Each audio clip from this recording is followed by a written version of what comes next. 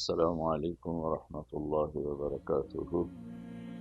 بسم اللہ الرحمن الرحیم، والصلاة والسلام علی سیدنا و مولانا محمد وعلی آلہ وصحبہ اجمعین، اما بعد۔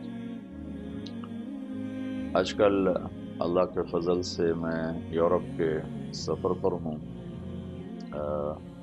ابھی اس وقت جو میں یہ آپ سے بات کر رہا ہوں، یہ جرمنی کا شہر ہے ہیمبرگ، وہاں سے میں یہ آپ سے مخاطب ہوں۔ 3-4 ملکوں میں جانا تھا، کچھ ملک باقی ہیں، Spain, Belgium, Holland, France, Germany, اس کے بعد آگے ابھی سفر جاری ہے۔ سفر کا عربی زبان میں مطلب ہے کھل جانا۔ سفر سے بہت سی چیزیں کھلتی ہیں، علم کھلتا ہے، مشاہدہ وسیع ہوتا ہے۔ تو عمر گزری ہے سفر کرتے ہوئے۔ اس سفر میں یہاں کے افسران سے ملنے کا موقع ملا، اسپین میں، بارسلونا میں۔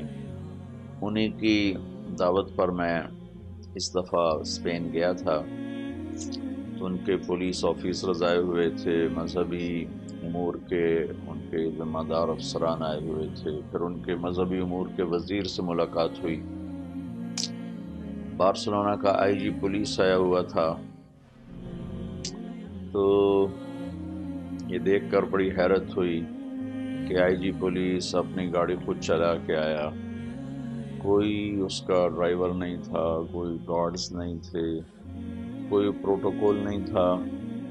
پھر بارسلونا کتلونیا صوبے کا کیپٹل ہے، تو کتلونیا صوبے کا وزیر تھا مذہبی امور کا، کوئی پروٹوکول نہیں، کوئی ہٹو بچو نہیں، وہ خود ہمیں لے کے پھرا، اپنے اسمبلی ہال پہ اس نے وزٹ کروایا، بڑی عزت احترام دی، اور یوں لگ رہا تھا کہ یہ ایک عام آدمی ہے، اس کا وزارت سے کوئی تعلق ہی کوئی نہیں۔ پھر ہم نے کھانا کیا تھا ان افسران کا، تو وہ سارے افسران ایسے لگ رہے تھے جیسے محلے سے اٹھ کر آئے ہوں، کوئی کسی میں اپنی افسری، اپنی طاقت کا کوئی نشہ ہی نہیں تھا۔ تو پھر وہ اپنے ملک سے موازنہ خود بخود ہو جاتا ہے، تو بہت دکھ، درد، افسوس ہوا کہ غلط روایات اور تکلفات نے ہماری زندگی کو کتنا بدنما کر دیا ہے، بدصورت کر دیا ہے۔ ہر معاشرے میں اچھائیاں بھی ہوتی ہیں، برائیاں بھی ہوتی ہیں۔ اس معاشرے کی سب سے بڑی خامی یہ ہے کہ یہ اللہ کو نہیں جانتے، یہ سچے دین کو نہیں جانتے، جنت کو، جہنم کو نہیں جانتے۔ لیکن اس معاشرے میں جھوٹ کوئی نہیں، یہ لوگ سچ بولتے ہیں، دھوکہ نہیں دیتے، زیادتی نہیں کرتے، ظلم نہیں کرتے۔ یہ بات نہیں کہ ان میں جھوٹ نہیں ہے، ظلم نہیں ہے، زیادتی نہیں ہے، سب کچھ ہے، لیکن جتنے ہمارے ملک میں سچ بولنے والے ہیں اتنے یہاں جھوٹ بولنے والے ہیں، جتنے ہمارے ملک میں دیانتدار ہیں اتنے یہاں بددیانت ہیں، جتنے ہمارے ملک میں انصاف کرنے والے ہیں اتنے یہاں ظلم کرنے والے ہیں، جتنے ہمارے ملک میں کسی کا حق دینے والے ہیں، حق نہیں مارتے، اتنے یہاں کسی کا حق مارنے والے ہیں۔ ان لوگوں نے ادارے بنائے ہیں، نظام بنایا ہے، افراد کے آنے جانے سے ان اداروں پر کوئی فرق نہیں پڑتا۔ ہمارے سارے، ایک تو نظام ہی بہت کھوکھلا ہے، دوسرا شخصیات ہیں، شخصیات کے گرد وہ سارا نظام چلتا ہے، وہ چلا جاتا ہے تو ادارہ بھی زیرو ہو جاتا ہے، نظام بھی زیرو ہو جاتا ہے۔ ان لوگوں نے اداروں پر جان ماری ہے۔ اور دوسرا یہاں صلاحیتوں کی قدر دانی ہے، صلاحیتوں کی قدر کرتے ہیں، اس کو اپریشیٹ کرتے ہیں، اس کی حوصلہ افزائی کرتے ہیں۔ ہمارے ہاں اللہ نے کسی میں کوئی خوبی رکھی ہو تو اس کو اتنا رگڑا دیتے ہیں کہ اس کے اگلے پچھلے طبق روشن کر دیتے ہیں، کسی میں یہ صلاحیت ہے تو ہے کیوں؟ تو ان میں ان لوگوں میں صلاحیتوں کی قدر ہے، انہوں نے پوری دنیا سے اچھے دماغوں کو اٹھایا ہے اور یہاں ان کو استعمال کر رہے ہیں۔ ہمارے اتنے اچھے دماغ ہیں، صلاحیتوں والے ہیں، وہ بچے یہاں کام کر رہے ہیں کہ جب اپنے ملک میں اتنی ذلت دیکھی، اتنی ناقدری دیکھی کہ چھوڑ کے آنا پڑا۔ پرایا دیس پرایا ہی ہوتا ہے، لیکن ظلم و زیادتی اور ناانصافی یہ سارا نظام توڑ کے رکھ دیتی ہے۔ یہاں کسی کو یہ خوف کوئی نہیں ہے کہ میری کوئی زمین دبا لے گا، میرا کوئی بچہ اٹھا لے گا، راہ چلتے میری بیٹی کو بے عزت کر دیا جائے گا۔ انہوں نے انصاف کو زندہ کیا، جو بھی ان کے یہاں انصاف کا معیار ہے اپنے قانون کی پاسداری کی ہوئی ہے۔ تو یہ اس معاشرے کی خوبیاں ہیں، اور ان کو تسلیم نہ کرنا یہ تعصب اور ناانصافی ہوگا۔ ان کے افسران سے جو میری اسپین میں بات ہوئی تو میں نے ان سے ایک بات کی، وہ میں آخر میں آپ سے کہنا چاہتا ہوں کہ میں نے ان سے کہا کہ میں کئی دفعہ ان ملک میں آیا ہوں، میں دو چیزیں دیکھ رہا ہوں جو آئندہ چل کے بہت بڑا نقصان آپ کے لیے بنے گی۔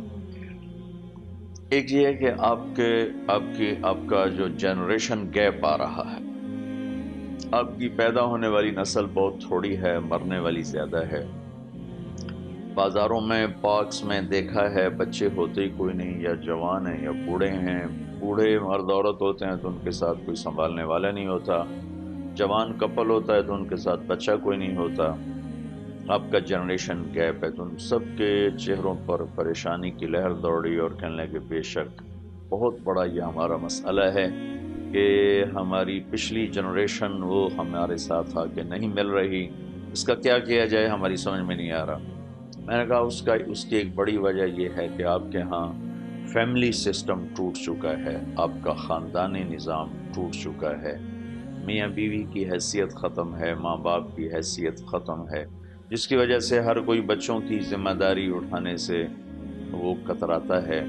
آپ کا فیملی سسٹم ختم ہو چکا ہے، آپ اس کو بحال کریں۔ اس پر بھی وہ ایک دم انہوں نے میرے ساتھ اتفاق کیا اور کہنے لگے یہ دو بڑے مسائل ہیں لیکن ہماری سمجھ میں نہیں آ رہا کہ اس سے ہم نکلیں کیسے۔ میں نے کہا میں الدین النصیحہ، دین خیر خواہی کا نام ہے، آپ نے مجھے بلایا، میں آپ کی خیر خواہی میں یہ دو باتیں آپ کو کہہ رہا ہوں، آپ اس کا حل ڈھونڈ سکیں تو آپ کا نفع ہے۔ اس کے بالمقابل اللہ تعالیٰ نے ہمیں فیملی سسٹم دیا ہوا ہے، ہمارا خاندانی نظام موجود ہے، لیکن ہم اس کو اپنے ہاتھوں سے خود توڑ رہے ہیں۔ ماں باپ کا احترام کوئی نہیں، میاں بیوی آپس میں محبت کوئی نہیں، اولاد کے ذریعے ٹائم کوئی نہیں، شفقت محبت کوئی نہیں۔ چھوٹے چھوٹے 2.5-3 سال کے بچوں کو اسکول میں دھکا دے رہے ہیں اور ان کے لاشعور میں اپنی نفرت پیدا کر رہے ہیں۔ وہ بڑے ہوتے ہیں تو پھر ماں باپ گلہ کرتے ہیں کہ اولاد تو ہم سے پیار نہیں کرتی۔ آپ جانتے نہیں کہ آپ خود ان کے دلوں میں اپنی نفرت بٹھا رہے ہیں۔ میرے نبی نے تو فرمایا کہ 7 سال تک بچے کو کچھ نہ کہو، نماز بھی نہ کہو، 7 سال کے بعد جا کر اسے نماز کا حکم کرو۔ تو ہمیں اللہ نے خاندانی نظام دیا ہے لیکن ہم اس کی ناقدری کر رہے ہیں۔ ساس سسر کے مسائل ہیں، بہو کے بیٹیوں کے مسائل ہیں، میاں بیوی کے مسائل ہیں، بھائیوں کے مسائل ہیں، رشتہ داروں کے مسائل، چھوٹی چھوٹی باتوں پہ ہم لڑ کے اس نظام کو توڑ رہے ہیں۔ یہاں میں نے آ کے دیکھا کہ اس ساری توڑ پھوڑ کے باوجود اللہ کا ہم پر بہت کرم ہے کہ ہمارا خاندانی نظام موجود ہے۔ ہمارے مرنے والوں کو کندھا دینے والا ہوتا ہے۔ میں گزر رہا تھا تو 2 گاڑیاں گزری کالی کالی، تو ایک نے کہا جی یہ میت جا رہی۔ میں نے کہا پیچھے جو بوڑھے بوڑھے کچھ مرد عورت بیٹھے تھے، میں نے کہا یہ ان کے رشتہ دار ہیں؟ کہا نہیں جی رشتہ دار نہیں، یہ کرائے پہ لوگ ملتے ہیں جو میت کو چھوڑنے کے لیے قبر تک جاتے ہیں، یا میت کو چھوڑنے کے لیے بھی کوئی نہیں ہوتا۔